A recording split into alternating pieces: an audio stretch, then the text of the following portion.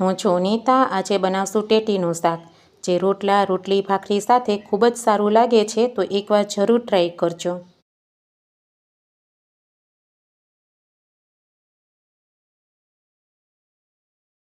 મેં અહીં ટેટીના કટકા મીડિયમ સાઇઝના કર્યા છે. તમે તમારી ઈચ્છા પ્રમાણે નાના મોટા કરી શકો છો. હવે આપણે ટમેટાં ખમણી લેશું. ટેટી સ્વાદે મીઠી હોય છે, તેની મીઠાશને બેલેન્સ કરવા આપણે ટમેટાં એડ કરશું, જેથી આપણું શાક છે એ ખટ મીઠું બનશે.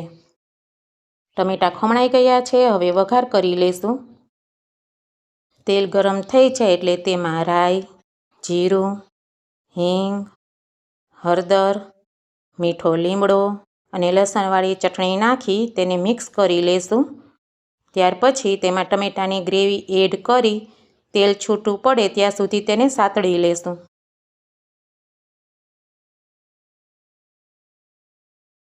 હવે તેમાં સ્વાદ પ્રમાણે મીઠું, ધાણા જીરું અને મરચું પાવડર એડ કરશું.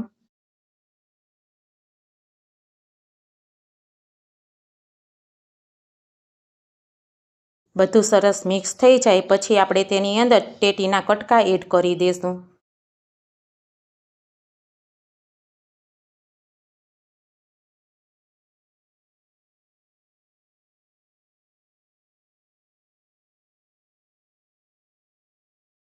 તેને સારી રીતે મિક્સ કરી ઢાંકી 5 થી 6 મિનિટ વરાળે બફાવા દેશું. અહીં આપણે પાણી એડ નહીં કરીએ. ચેક કરી લઈએ. શાક આપણું એકદમ પરફેક્ટ બફાઈ ગયું છે. તેને સારી રીતે મિક્સ કરી લેશું.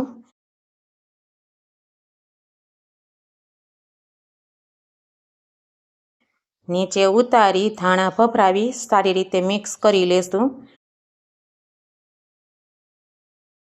રેડી છે આપણું એકદમ ટેસ્ટી અને ખટ મીઠું ટેટીનું શાક.